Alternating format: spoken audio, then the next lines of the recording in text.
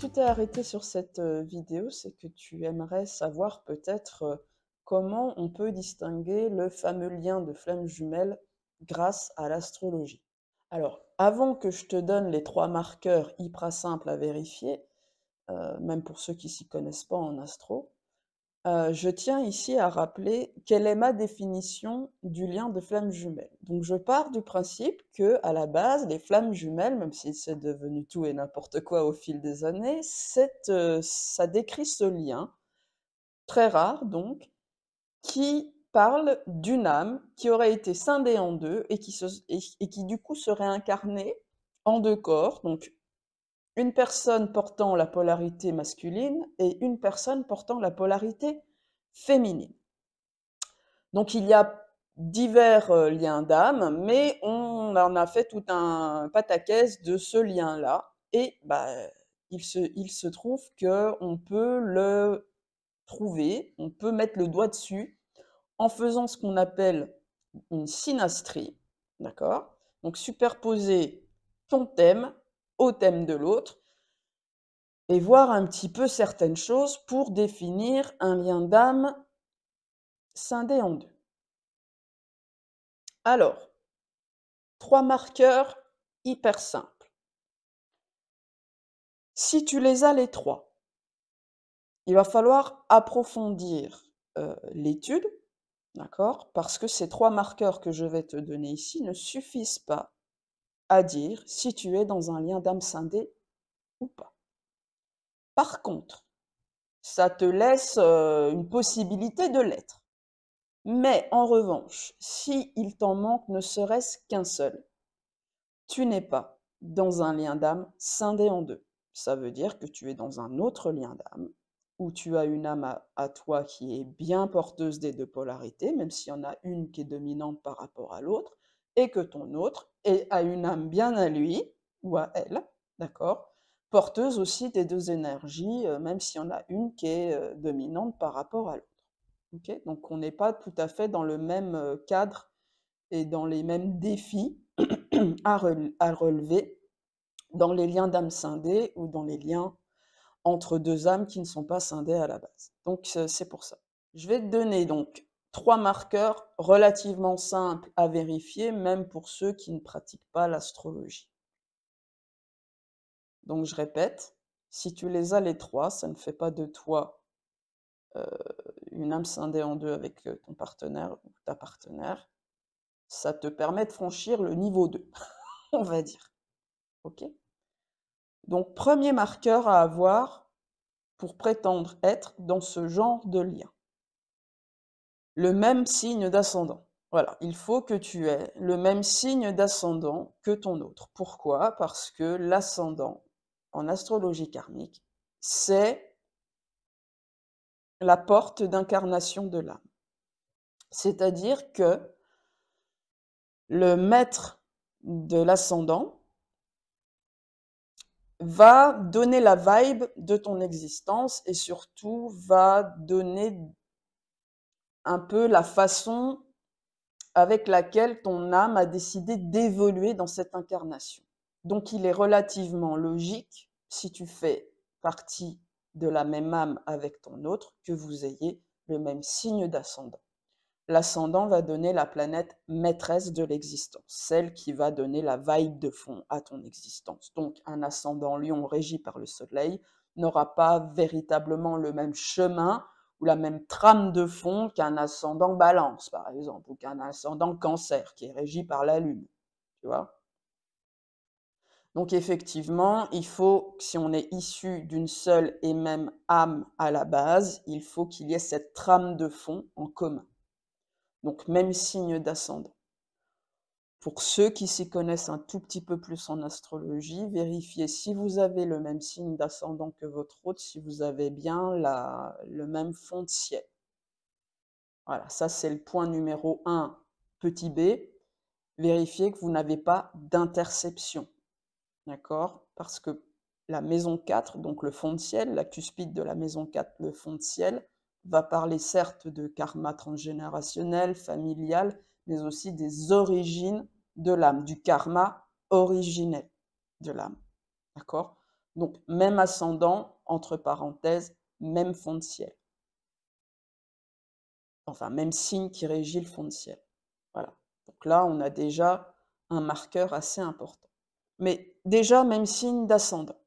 Ensuite, l'astre qui symbolise l'âme en astrologie de manière assez évidente, c'est la Lune.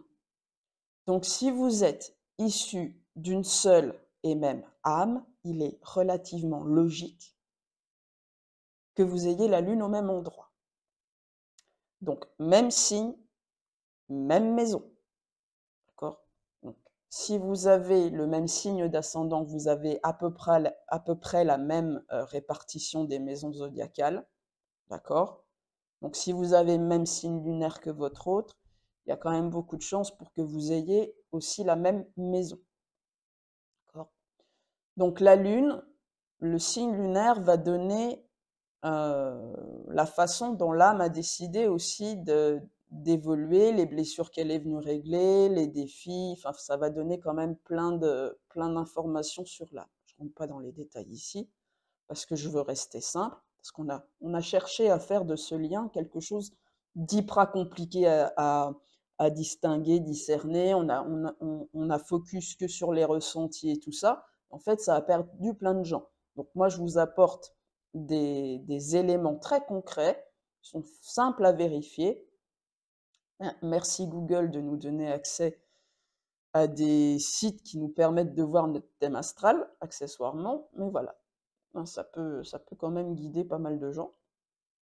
Donc même signe d'ascendant, entre parenthèses, même fond de ciel, donc même cuspide de la même zone 4, en fait, dans le même signe, mais bon, pour le grand public, on va dire. Même signe d'ascendant, même signe lunaire. Donc vos lunes, en fait, elles sont en conjonction, qu'on appelle en astro. Donc elles sont l'une à côté de l'autre, dans le même signe, même maison. Ça, c'est le deuxième point important à avoir. Je crois que c'est l'heure de la pub. Donc là, je me trouve sur mon petit site internet confectionné de mes petits doigts boudinés.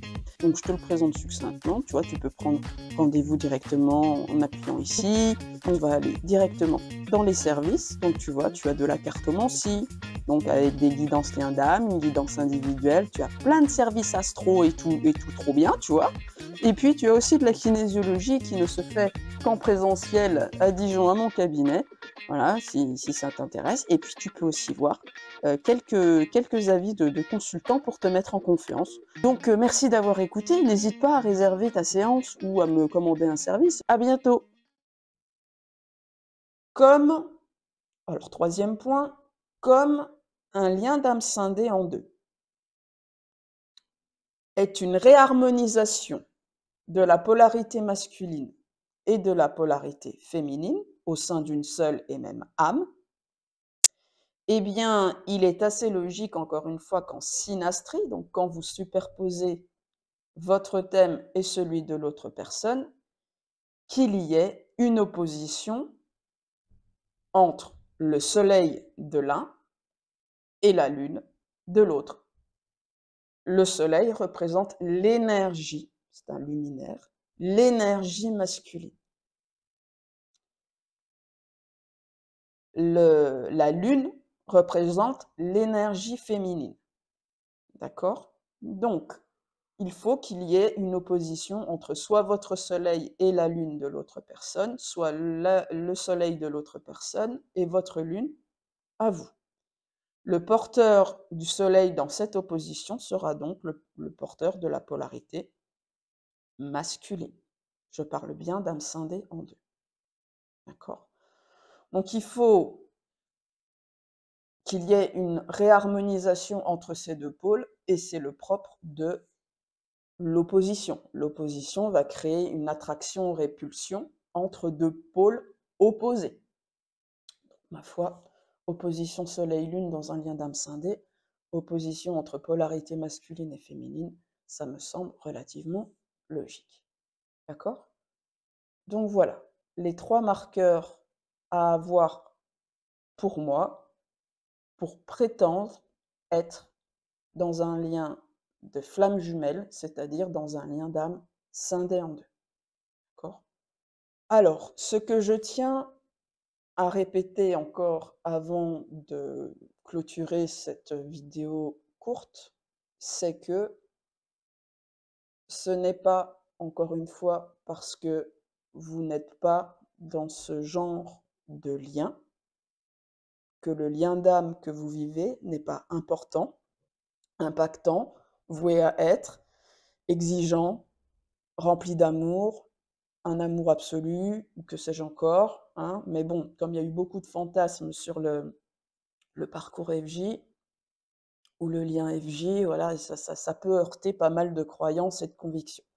J'en suis consciente, mais les liens d'âme scindés sont extrêmement rares, d'accord? Donc ils ont un code très particulier, un fonctionnement très particulier, alors que les autres liens d'âme, c'est un petit peu, faut vraiment, examiner la synastrie en profondeur, enfin du moins l'astrologie peut vous donner, quelques pistes pour vraiment mieux cerner votre lien et voir les défis, qu'il vous apporte.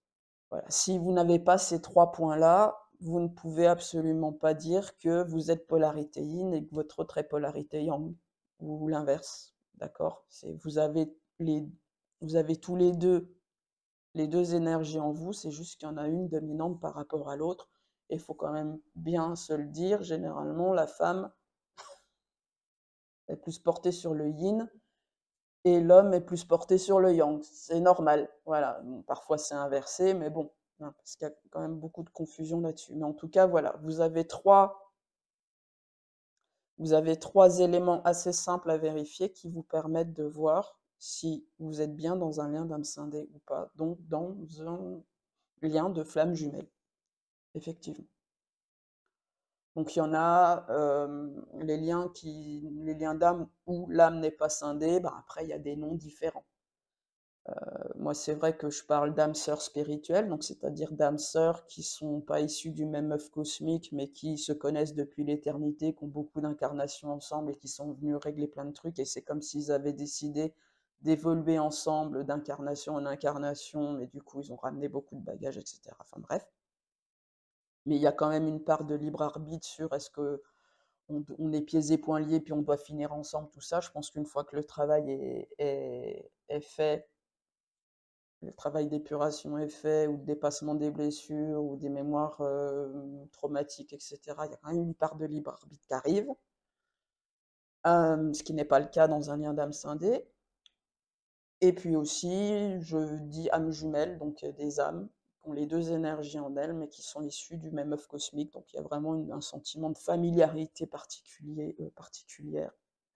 Enfin oui, un sentiment de familiarité particulier, assez fort, mais qu'on peut aussi retrouver dans d'autres liens d'âme sœurs spirituels à cause de voilà ce côté, on s'est croisés beaucoup sous différentes formes, différents scénarios, frères et sœurs, mère-enfant, parents, enfants, élèves-disciples, copains, voisins, membres d'une même communauté, enfin bref, voilà. Donc c'est quand même assez difficile de cerner le truc. Mais au moins, voilà, je vous donne des pistes pour voir si vous êtes âme scindée, pas âme scindée. OK? Voilà. Bah écoutez, je vous remercie de votre écoute et en espérant que ça pourra vous éclairer. Et puis, bah, à très bientôt.